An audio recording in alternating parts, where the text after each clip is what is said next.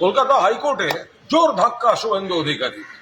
Justice Mantha যারা অনির্দিষ্টকালীন রক্ষা কবচ দিয়ে গেছিলেন, আজ বিচারপতি জয় সেনগুপ্ত সেই রক্ষা কবচ প্রত্যাহার করে নিয়েছেন, খারিজ করে দিয়েছেন।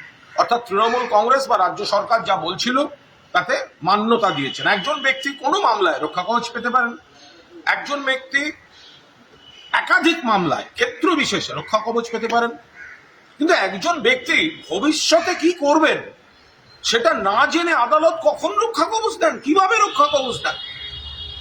জাস্টিস জয় সেনগুপ্ত মাননীয় বিচারপতি তিনি বলেছেন এটা চলতে পারে না অনির্দিষ্টকালীন, ফলে তিনি সরিয়ে দিয়েছেন। তিনি আরো কয়েকটি মামলা খারিজ করে দিয়েছেন, আর 5টি মামলা যাতে শুভেন্দু অধিকারী কোয়াশিং এর দাবি করেছিলেন তাতে এসআইটি গঠন করতে বলেছেন, এসআইটি তদন্ত করবে ওই কেসগুলো।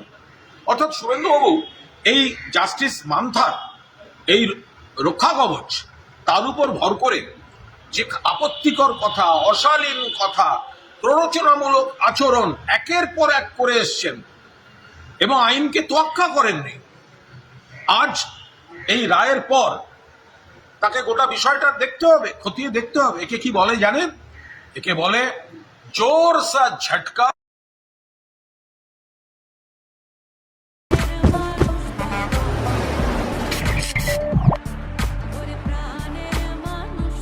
নিয়মিত খবর ও আপডেটের জন্য ফলো করুন রাজারহাট বার্তা।